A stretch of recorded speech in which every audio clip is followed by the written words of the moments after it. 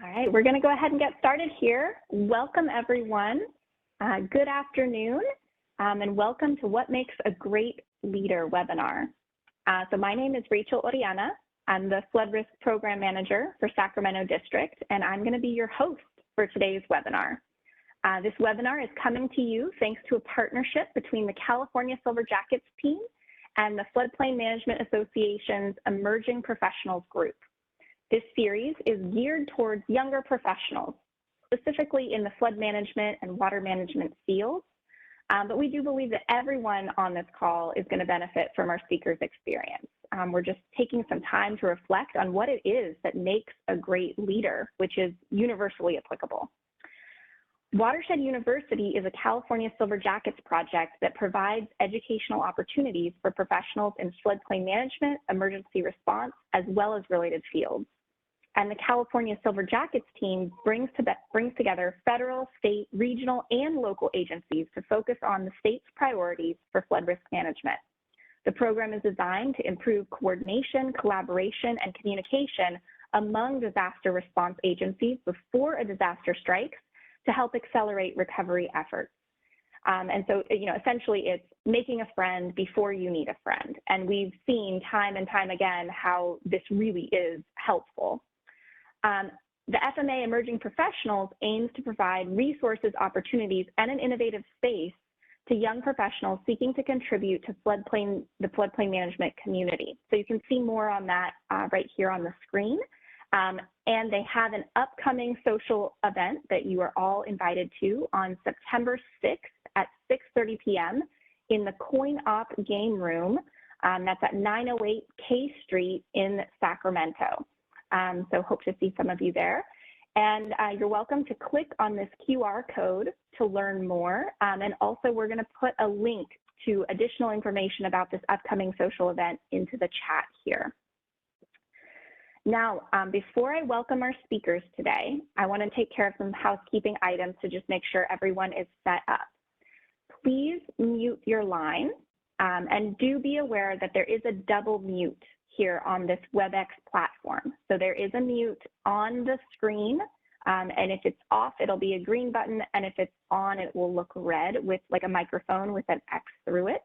But do please keep your line muted just so that we can make this recording really crisp and try to reduce background noise during the presentation. You can turn on your chat window by clicking the button at the bottom of your screen that says chat. And there you can see the activity that is happening here. You can find things like the link to the survey, and a little later, a poll at the end of the webinar, a poll will appear in that same area. If you have any problems with this WebEx platform and you're logged in, please do let us know using the chat feature. We're going to do our best to resolve those problems, and Jess Edwards and Danae Olson will help you troubleshoot any technical issues. After we do some formal Q&As with Tamber and Melissa, we're going to have time for your questions and answers. So while they're talking, you can be thinking about what you want to ask them, and you're welcome to please put those into the chat, and we're going to cover those at the end. So this afternoon, I have the great pleasure of being here with Tamber Eller, who is our interim acting chief of the Interagency and International Services Division, and that is at Washington, D.C., as well as Melissa Weimiller, our Tribal Programs Manager here in Sacramento District. And so I would like to turn it over to Tamber to just share a few words about your current position. What is it? You're located out of DC. Why is it exciting? And a little bit about the journey that you've taken to get where you are in your career. Over to you, Tamber. Okay, well, first let me just say thank you so much for inviting me to today's forum. It is really exciting to see folks giving up their lunch hour for professional development, and to see the coordination and the organization of the team members that are on the line with us here today. So it's really my honor and pleasure. This is the kind of thing that I just really, truly enjoy being able to do. So I do look forward to the questions that aren't a part of the script. But let me tell you just a little bit about myself quickly, because I do know It's really the questions and the answers and the dialogue that will be most helpful. So in my normal position, I'm the deputy district engineer in Sacramento, leading an organization of 1,100 people, executing a military and a civil works program that's about $1.7 billion a year, covering over 9 states. We support 14 military installations. And as many of you know, we have one of the most robust civil works programs in the nation, to include some of the programs that y'all work on that are extremely important when we talk about all the great things that we can do for the communities that we operate within. Now today, I am in an assignment up in our headquarters office as the interim chief for interagency and international support. And it falls under the Directorate for Military Programs up here in headquarters. I came out of the Beltway before I came to Sacramento, so I'm certainly familiar with this area and is extremely exciting. So part of my role in this position is that we go out and work with the interagency or international partners to set up agreements and to bring funding streams to bear to support those kinds of things that we do in our military programs and our civil works programs for other agencies like the U.S. Department of Agriculture, Bureau of Reclamation, Fish and Wildlife Service, U.S. Engraving, Printing and Engraving, just a number of other organizations that we don't necessarily have a specific civil works mission, but we do have funding and other program authorities that allows us to assist them based on the expertise that we bring to bear. This also covers over into the international environment. I've done a couple of deployments over the times that I've worked with the Corps of Engineers. 2 deployments to Iraq, a deployment to Europe District to work on the Balkans program, and Macedonia, Bosnia, and Kosovo NATO peacekeeping missions. So certainly as you look what's happening on the geopolitical landscape today, there's opportunities there for us to support our allied partners. So anyway, 30 years with the Corps, extremely excited to be here. I started in the field as a volunteer and a park ranger.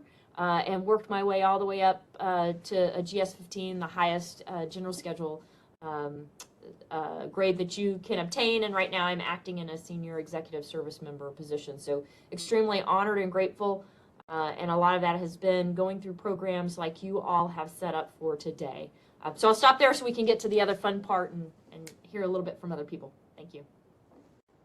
So wonderful. Thank you, Tamber. We're really excited to have you here today. And Melissa, can you share a few words with us about your current position and the journey that you've taken to get where you are in your career?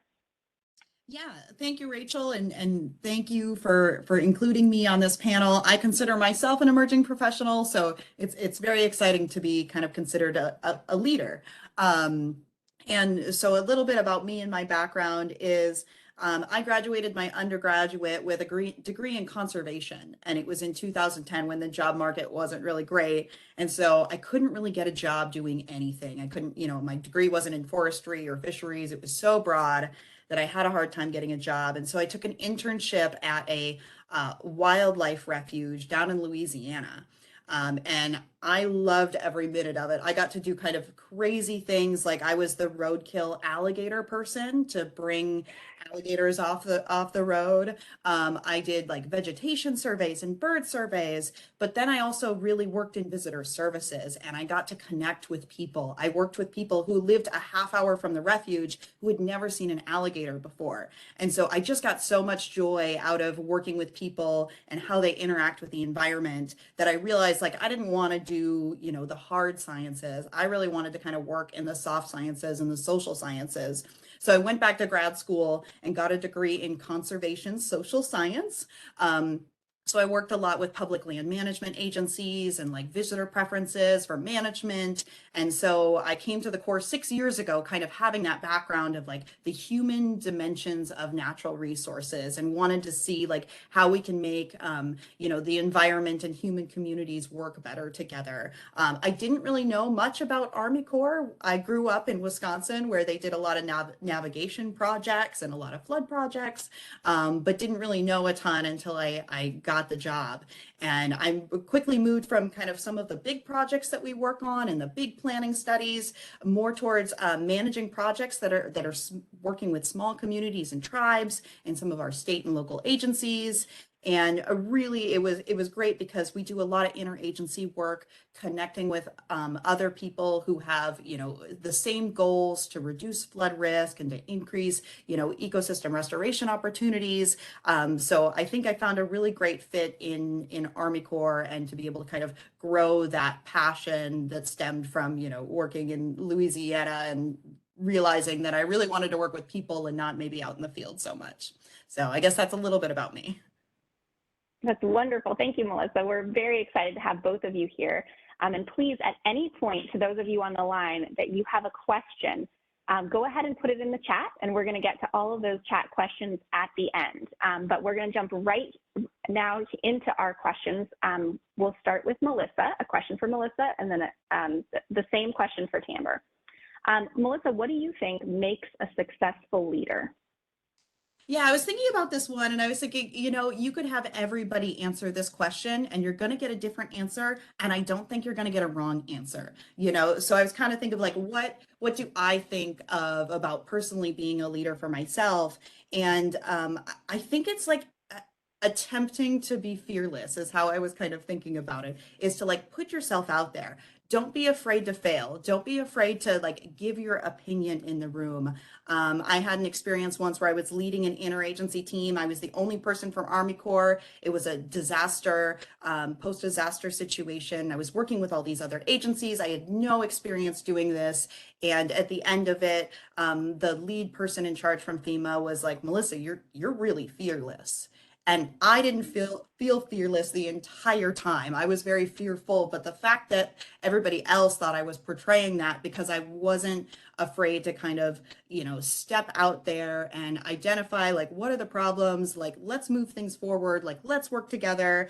So I really think that, you know, is one big thing. And even if you're not like leading a project, if you can volunteer for a special assignment, or, you know, raise your hand for something else that may feel a little uncomfortable, I highly recommend that people do that. Just step out of your comfort box a little bit more, because it gets easier the more and more you do it.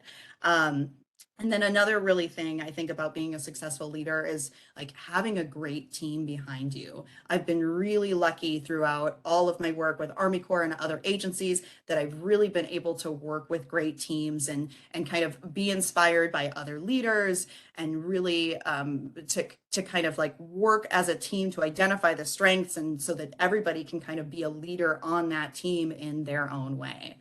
So that's kind of how I was thinking about you know, essentially what I think it means for me to be a leader. Absolutely. Those are excellent points. And working side by side with you, I can say that I have really appreciated your fearless quality, and just how you like lean forward into things that I agree seem very challenging and at times overwhelming. And you like dive right in. And I really appreciated that about working side by side with you. Thank you. And Tamber, I'm curious what you think makes a successful leader. Yeah, well, you know, I'm like Melissa. There is no right or wrong answer, because leadership is different to different people. So where I started is really, I will share with you, I have an executive coach, and I highly recommend that people get coaches. If you work for a federal agency, you can put this on your training plan, and you can talk to me later about how you can crack the code of how to get something like that set up. But lately I've been working on a leadership commitment, and it's a statement, kind of an agreement between me and my peers, me and my direct reports, me and people that I work with, that goes through a series of questions that you answer to learn more about yourself, about what your definition of leadership is and what it means to be a great leader. And we can talk more about that a little bit later. But, you know, when I look at defining leadership, it's really empowering and motivating people to work together towards a common goal for a greater good. And, you know, looking at the programs that the folks on this line are involved in, there is no greater leadership. I mean, these programs are so extremely important. So I applaud you for you know, rolling up your sleeves and being fearless, just like Melissa, to help us with these programs and take advantage for our communities. And it's really about finding that potential in people, and then taking an active role to develop in that. You see things in people that they may not see in themselves. So now I'm going to tell a little Melissa story. She doesn't know about this, so she's probably sitting on the edge of her seat. But we brought her up to our executive office in Sacramento to help us with congressional engagements. And for those of you who don't know, we have 46 members that we coordinate with. And I mean, she just rolled up her sleeve, never done it before, just jumped in. And we were doing a lot of cutting edge things in terms of how we would assess some of the issues that are within district footprints. And I mean, it was just an excellent combination of her tenacity, of her oral and written communication skills. I mean, so a lot of that's going to touch upon, okay, what makes a successful leader? You know, I go to the relationships that you have with people, and you know, Rachel, you hit on it in the beginning. It's kind of make a friend before you need it, right? Build that relationship before you need it. If you look at some of the recent Harvard Business Review articles and the changing nature of the environment that we live in, that we work in, that we operate in, you are going to be more successful if you can develop the social skills, learning about yourself, learning about other people, and then how you lead those people to the greater good. So personal relationship and social skills, certainly trust and integrity. You know, building that relationship, I think it is the Speed of Trust, that the Stephen Covey book that's out there if you want a good resource. But you know, at the end of the day, you know, I always say our projects, no matter what we're working on at work, they're going to come and go. But those relationships is what you maintain, and building those upon trust and integrity are important. Certainly communication skills, whether it be verbal or written. And then, you know, kindness and empathy. At the end of the day, we are all people. We are not perfect. We're going to make mistakes, but I truly believe that everybody comes from a place of goodness. And when, you know, you're challenged to lead a group or a team, and I know we've got that question coming up, you know, having empathy for other folks, because you don't know what they may be going through outside of work. We only get to see a partial picture. If you build that relationship, you're going to know more about people, and having the kindness to understand what they may be going through, to, hey, I'm going to give you a break today, or you know what, you're in your zone where you're going to knock it out of the park, something that I normally do, but you want to go out there and be the lead in front, I'm going to support you from behind. So really, it's that kindness and empathy. And my niece just got me this really awesome hat that's like my motto now, that I'm being kind is cool, right? In a world where so much negativity is out there and so many bad things happening, it's the kindness and focus on the positive things that are happening. And then I think the other thing when it comes to, you know, in the workplace, it's those professional core competencies, to work within yourself to develop those for whatever your interest may be. And then the last thing that I would say is it's really about, you know, knowing yourself. There are a lot of different personality tests that you can take or exercises that you can go through to know a little bit about who you are, loving who you are, and then sharing that with people and getting to know others. But when you get a combination of some of the things that I've talked about, you know, to me in my mind, that helps define a successful leader. Over. Awesome. Yeah, that's huge. Okay, and the next question, and this one's going to go to Tamber first and then to Melissa. Describe what you view as the difference between managing a group versus truly leading a group. You know, you hear the old adage, you manage things, you lead people. So yeah, you also hear metrics matter, right? We're all tracked with metrics wherever, no, it doesn't matter what agency we are, whether it's schedule, whether it's budget, whether it's quality, permit, you know, it could be a number of things. But the leadership piece is more of the soft skills side. And to me, the management is, you know, I can track something. I can tell you if it's red, amber, green. And the difference is a lot of the qualities that I talked about before. It's really how do you leverage talent of folks that are a part of some initiative that you have versus managing the actual work. Another way to look at it is, you know, sometimes we get into situations that we may have difference of opinions, right? And we really get caught up in the emotion of it, right? So how do you have the emotional intelligence to kind of really stop and focus on the issue, set that aside, that's kind of managing the issue, and then focus on the people, the emotions that go with it, right? And to have that combination. But really, it's really a difficult balance and kind of walking the tightrope as well, because we all have a mission to complete no matter where we work or assignments to get after, and you kind of manage that. I think the real key is, how do you find time to really focus on the people first, plus accomplish the mission? And ideally, if you focus on people, the mission will come. If you lead people, the management becomes easier. Over. Excellent points. Yeah, it's a real challenge, especially when there's a lot of pressure to deliver, to actually create space for the people. And that's such a good reminder that we're working with humans, and humans are flawed. And it's also a good reminder, kind of going back to something you said before, where it's so important to know yourself.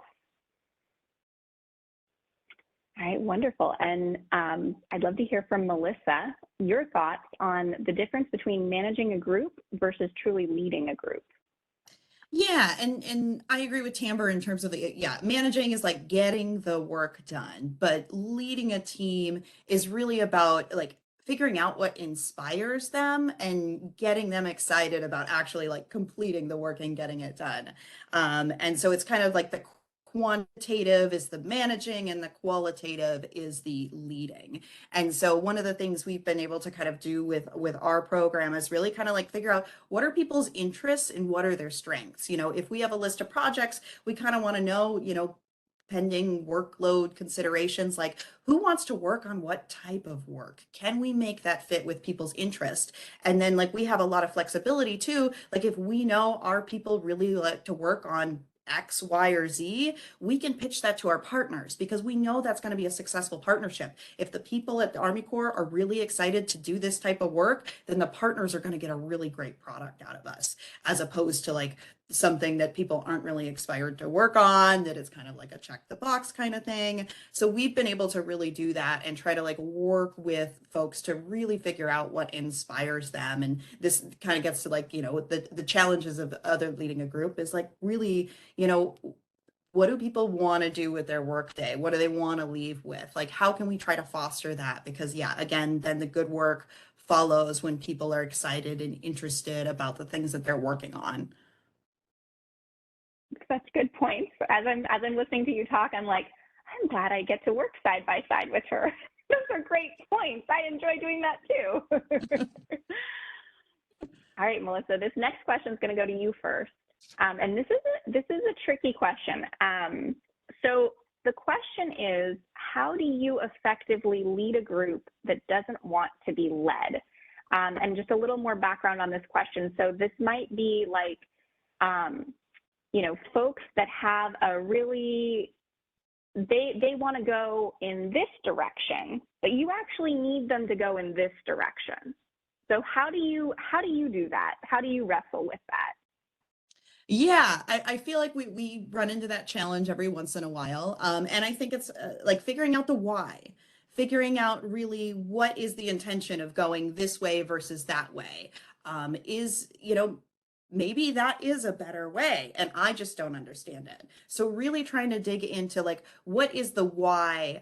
Because sometimes it's the technical experts. Sometimes, I should really be listening to them. And so trying to figure out the why and, what is the motivation? Is it, if it's not an issue of like differing directions and it's an issue of like motivation, then what is the root problem there? What is the root cause there? And really trying to work through some of those challenges. And unfortunately, it is kind of that soft skill side. And sometimes you have to mix up a team. I don't really see that as a failure. I see that as sometimes a necessary evil. Is like sometimes you just have to move people around and fit people in better roles to really kind of move a project forward. So I would say, it's definitely challenging to lead a group that doesn't want to be led. But I think it's something that typically you can get around, is to really figure out what motivates them and how can you as a manager or a leader or even a team member try to work around some of those conflicts to kind of move everybody together on the same page. It's such a good point. I was hearing elements of what you were saying, tying with some things that Tamber had said before too, you know, like getting to the root, really thinking about the humanness of the people that we're working with, and like thinking about that, like the root cause of why they're wanting to go this way or why they're not wanting to engage at all in what needs to get done. Such a good point.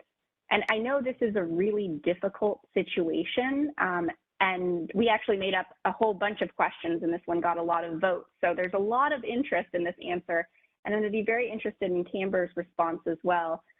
You know, both, I know Melissa spoke sort of to the project managing side, and you may have some examples that relate to like more of a supervisory position. And so I think I'm just very interested to hear your thoughts on this as well. So once again, the question is, how do you effectively lead a group that doesn't want to be led?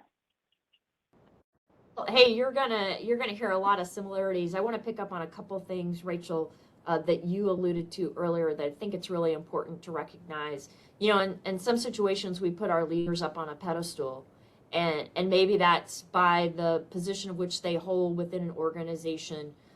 Maybe it's rank, maybe it's stature or expertise. And I think it's always important for us to recognize as leaders, just like you said, we are always learning and we are not perfect. And our leaders are always learning and aren't perfect, but they're trying. And I think that's the important thing when you think about leading a group that doesn't want to be led, right? And you know, I'll go back to what I said earlier about know yourself. We have in our district, a lot of folks have taken the Hardwire personality test.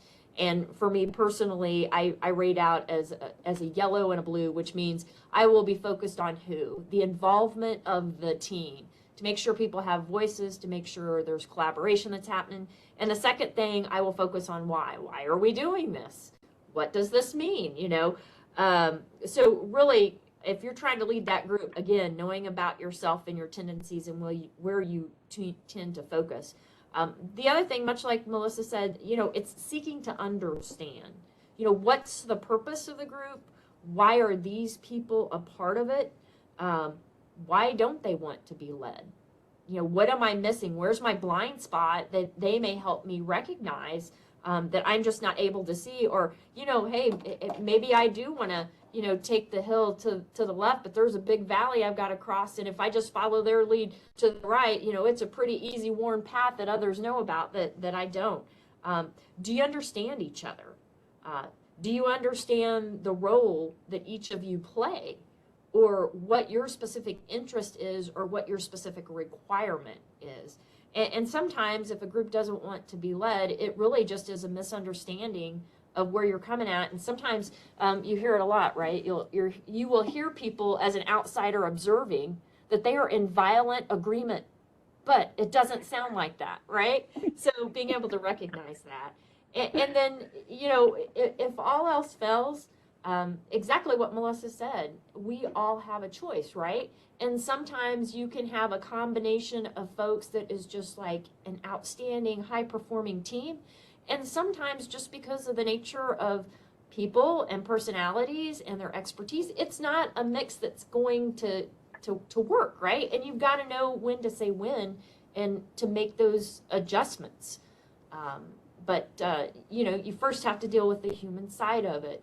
You know, again, don't focus necessarily on the conflict. I'm not saying don't address it. You have to, right? But you also have to see the situation from different lenses of the people involved. And, you know, this also crosses into diversity of our teams, of making sure that we have different kinds of backgrounds, different kinds of professions, different aspects that people bring to the table, because it really does make the group decision-making more representative of society and more representative of the ultimate solution of whatever you may be working on. So that's an aspect of it too. Over. No, that's great. Thank you, Tamber. It's so important to think about, you know, the team, where they're coming from, and just really having a lot of understanding and empathy for what is going on. And sort of tying back to something you said earlier, you know, we don't really, it can be hard to know what's going on in people's lives. All right, Melissa, you have something to add here. Yeah, I was just going to say too, I think a challenge and not so much in kind of California and this day and age, but I'd love to hear Tambra's opinion on like being a woman leader as well, because I've worked Mm. in rural Idaho, in rural Utah, where typically it's, you're the only woman in the room. And sometimes there is a lot of negative associations with being a woman in a room or, a young woman in the room and then having to lead this team or having to give directions and advice. And so I'm just curious, in your leadership role, if you've seen that. I feel like I have, not so much in California, but and how you've kind of overcome that. Yeah, so I can tell you this is going to be one of the stories that I usually will share if I'm on a panel. So when I went over as the project, for those of you who don't know, I deployed for a year. I went over to the Mosel Dam project. At the time, it was the most at-risk dam in the world, and it was the largest drilling and grouting project in the world. So here I go over into a position as the project executive, the senior civilian. We've got a staff of about 500 people that were actively doing work there. I go into a culture of the Middle East, as well as, it was the Ministry of Defense, Ministry of Electricity, and of course, Water Resources, as well as the Italian contractor and the Italian government. So a lot of different ways that they view women in general and in the workforce. And actually, I talked to Colonel Promotable Gant because she had deployed too. And I said, hey, Colonel Gant, I am really, I'm really a little concerned. I was trying to practice my fearlessness like Melissa. They needed somebody to step up, and I stepped up. And, I said, going into this culture, I'm going to watch myself and how I react and how I approach things. And she said to me, hey, you got this. She pretty much said, you put your big girl pants on and get into the game. You got it, right? Or big women, whichever. I don't want to offend anyone, but a little bit of tough love. And she said the other thing that you bring to it is you bring to the expertise and you're bringing funding. So that was important as well. But my first day on the job, we are negotiating a very contentious cost plus incentive fee contract. The Iraqis felt like they, in the first phase of the contract, they felt like the Italians took advantage of them, and the Italians felt like the Iraqis took advantage of them. And I walk into this big negotiation, and I still don't know everybody on the team. There's the Ministry of Water Resources, the head, a lot of officials from both the Italian government, the contractor, and the Iraqi government officials. There are two women in the room, just me and a lady named Dr. Fatah, and we're both sitting at the table, and the table, no joke, it seats like 50 people. Just a long table, as big as you can imagine. And I'm sitting up by the commander at the time. And so I'm just trying to watch the interaction, trying to pay attention to what's happening, trying to learn the body language and who speaks the most, all those things that you try to pick up on. And we make it to the first break, right? And I'm like, oh, thank goodness, I just have to go to the restroom because they say, it was August and it was super hot and I'd been drinking water. And so I head towards the exit door, and they've got cameras and film, just everywhere, because they take a lot of pictures and video footage of these kinds of engagements. And I had Hyder, who was my interpreter, because of course I don't know Arabic. So Dr. Fatah catches me. She comes around the table right up in front of everyone that's in that room. Nobody has exited. And she grabs my hand with both hands, and she speaks to me in Arabic. Now, loud voice, she knows I don't understand what she's saying, but I have Hyder, translating into my ear. And so what she said to me was that she's really excited to see me here today to help us negotiate this agreement. She talked about how important it was for the people of Iraq, how important the U.S. government was, the effort that we were doing, and some other things just related in general to the project. And she walked away, right? So everybody saw that. And I didn't really notice it until later, but it's two things to think about, right? First, getting a seat at the table, that's only part of the battle. The second part is having a voice at the table once you get that seat. And that's what she provided for me, right? So that was kind of an example of, leaders supporting leaders, women supporting women, if you want to take that contextual approach to it within that environment. From that standpoint forward, I didn't have a challenge with getting the respect of those key leaders at that table because Dr. Fattah had opened up that gate for me.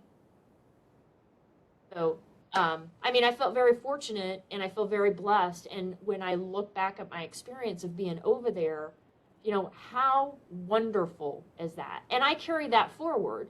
So when I would have the opportunity to work with the female engineers who are kind of cast to the side, put over, you know, to a different building, a different location, you know, I was making sure that they get involved and were able, to the extent they could, you know, have exposure, you know, set at the table, going out of the way to make a special circumstance to where, oh, wow, look, they just happened to be in the room here with us, right? Now, I say that from a context of which the question was asked, but I also share that across the board, no matter who it is, are we doing that? As leaders, this is our responsibility. And if you don't think you're leading from the front, you're leading behind, bring people with you, right? So that's how I would answer that question. I've been very blessed in, you know, growing up in the Corps of Engineers, being with them for 30 years, coming from the field. I've seen some pretty rough things. But I'll just get in and scrap with the rest of them. You know, I'm going to have a seat at the table, and well, you guys, a lot of folks online know me. I don't have a problem with speaking up. Over. No, that's very important. Yeah, wow, my heart was in my throat just listening to that situation there. And, you know, talk about just leaning into the fear and then reflecting on what a big difference it makes to empower another woman or to empower another person. And maybe, you know, like even an emerging professional, thinking about the perspective of these other people who may feel like their voice is less important or be reluctant to speak up, and making a conscious effort to go over there and be the person who takes someone's hand in two hands, you know, maybe metaphorically, if not physically here in the United States, but to like name them and say, what do you think? You know, calling them by name and showing them respect. That's huge. And just hearing that experience and what a big difference that made in an incredibly challenging work assignment. Yeah. Wow. Thank you for sharing that. Okay, we're going to go to our last scripted question here. What do you recommend as far as building your own leadership skills? This could be inside of work, outside of work, volunteering, whatever it is. I know, Tamber, you mentioned a little bit earlier about the executive coach. I'm very interested in learning more about that and about sort of coaching in general and how that's benefited you, and also very interested in exploring more about, both of you referred to the value in knowing yourself. And I'd love to hear more about, you know, what sorts of things have you done that have helped you develop leadership skills where you've gotten to know yourself through the experience. So I'll go to Tamber first. Yeah, hey, you know, I've made you know, what I love about the Corps of Engineers and about the agencies that we work with is it is just a world of opportunities, right? When I started with the Corps of Engineers in 92, we had the flood of 93. So I was a poor college student, and the flood situation hit, and they said, who wants to go volunteer? You're going to be filling sandbags 12 to 16 hours a day. You know, it's going to be tough work, but we'll feed you. I'm like, I'm in, I'm going, right? And so it opened my eyes up to a whole world of the Corps that I knew nothing about. And, you know, that has just continued throughout time. I've had the opportunity to go to numerous trainings, you know, get my master's degree paid for by the Corps, to travel all over the world on assignments. We have detail assignments. We have deployments. You know, part of developing your skill set is being fearless and, you know, stepping up for opportunities that come available when others maybe, you know, you're in the line and somebody says step up and everybody else steps back and you're the only one there, right? There's a lot of value in getting those experiences to the extent that you feel comfortable doing it. But, you know, the other thing that I've been blessed with, and I know a lot of people in the Corps have, is to have somebody that's your battle buddy, or mentors, and mentors can come. I've found that you may have a mentor and you're the mentee, but sometimes you don't know it, and that relationship is working in the opposite way. And I just love that with some of the folks that I've been their mentor. I frequently rely on members of the service, senior executive service members that I kind of came up with in my career. You got to be persistent with those things. Time is limited. Sometimes the only gift we can give is time, but certainly seeking out mentors, formal training programs, executive coaches, like I mentioned, and I'm happy to talk about that a little bit later. Leadership programs. I know that's kind of like, the night job sometimes when you sign up for those programs, but the investment in time that you can. Getting involved in professional organizations, having events like this. I mean, it's just golden, because you never know how that network may flow later on in your career, and you can guide and direct it if you'd like to. Community organizations, there's a lot of things that you can get involved in with your local community, your church, nonprofit organizations that are available. And then, online resources, whether you do YouTube videos, blogs. I do Audible.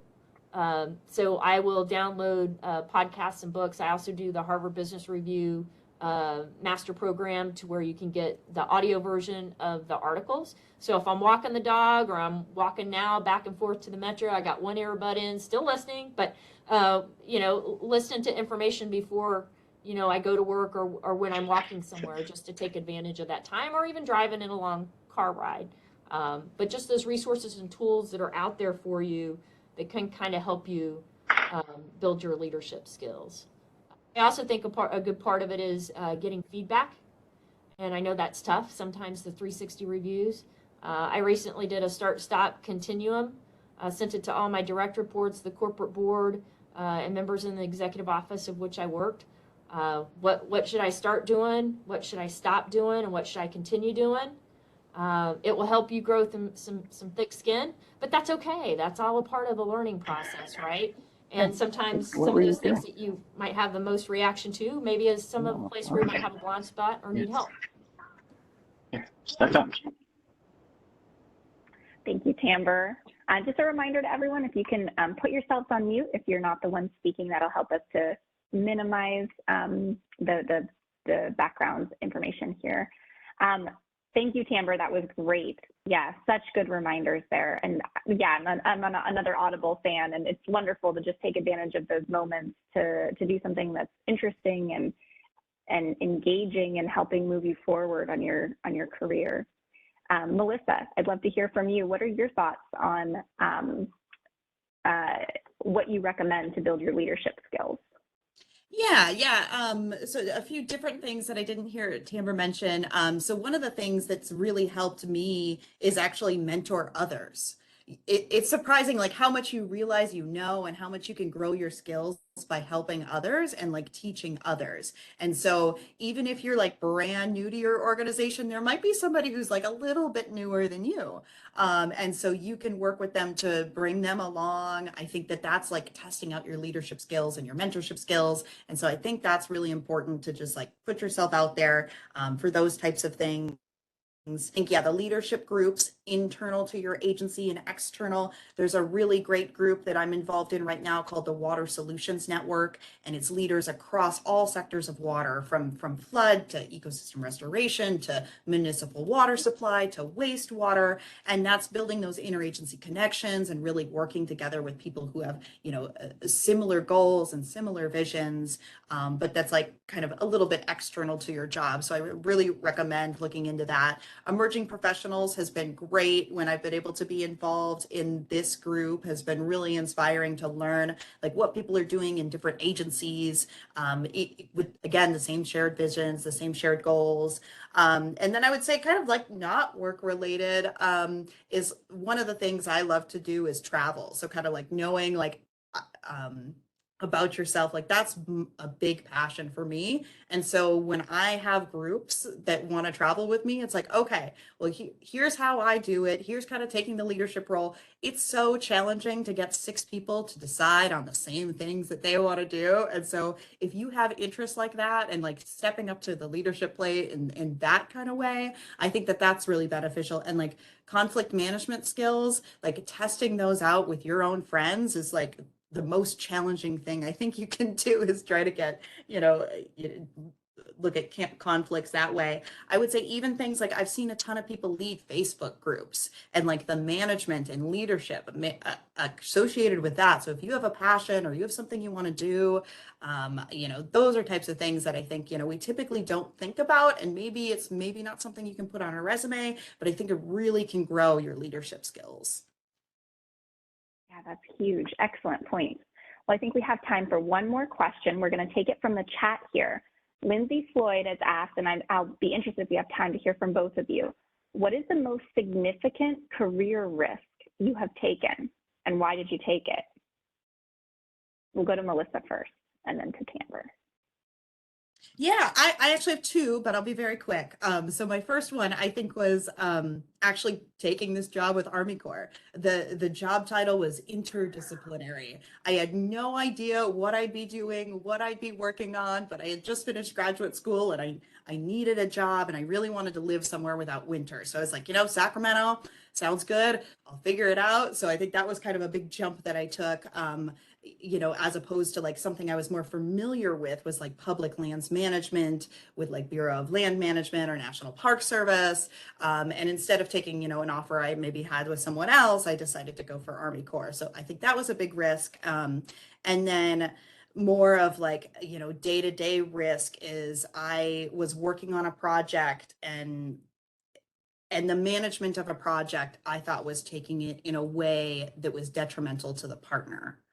And so I really I tried to get others' opinions on it. I tried to really look at it. And then the manager and supervisor over the project, I really couldn't see eye to eye with them. And so I ended up going kind of, looking to other management to be like, okay, am I on the wrong page, on the right page? And I didn't mean to go above anybody's head, but I'm like, am I valid in my thoughts and opinions? Like we need somebody to step in and really look at what's the right way to move this project forward. So I was very, very new to the Corps and I was kind of stepping out and I was worried that it could kind of ruin my career. But in the end, management sided with me and what I thought was best for the partner. So I'm really glad that I went forward and was willing to kind of take that risk, but I was worried that it could, ruin my relationships. It could ruin my standing on the teams. And so that would be, if you really feel passionately about something, and maybe you won't be right, but I really recommend kind of voicing your opinion and doing what you can to see how you can move a conflict forward like that. Yeah, that's huge to step into that conflict space, especially I'm imagining you early in your career with the Corps and concerned how this stepping forward, standing for what you think is right could potentially impact the rest of your career. And so it's coming back to that, being fearless. I imagine there was some fear in that situation, and yet you stood up for what you thought was right and then got management to back you up. And if you hadn't stepped in and said that, things would have probably just kept moving along the way that they were, and the partners wouldn't have been as well served. So that's huge. Yeah, thank you for sharing that. All right, and over to you, Tamber. What was the most significant career risk that you have taken, and why? So really, my first one was the deployment to Iraq, but as I think about this question, if we can all flash back to 2017, our first time when we had significant wildfires, over the holiday season, and it was just absolutely devastating to 4 to 6 counties, really just disrupting the lives and the communities of daily operation at just the worst time that it could have happened. For the Corps of Engineers, we were called in by FEMA to help with the debris removal, and this was a new mission that we'd done debris removal before, but this type of debris and this kind of atmosphere was totally different. And we had some folks that had briefed all the way up to the President of the United States some very aggressive timelines of us being able to get some contracts awarded to remove, all the debris so people could start rebuilding their lives.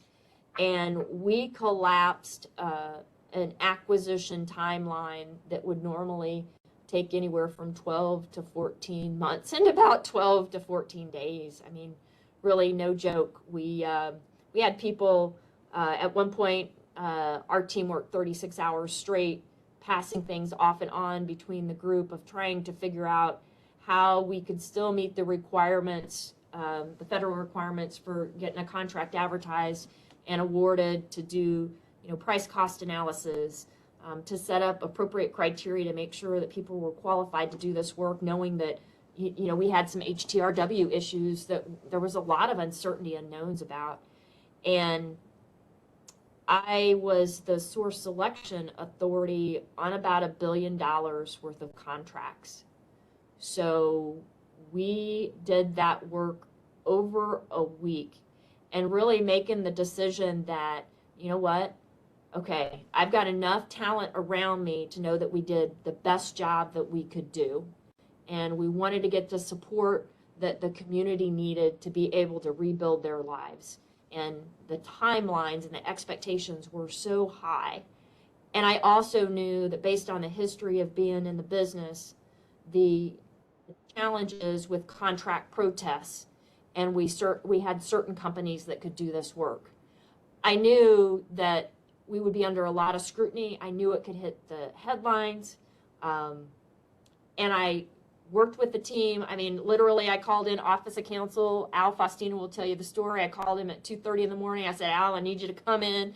Called people at 4 a.m., come in, to really huddle up and lead this team to make the most solid package that we could.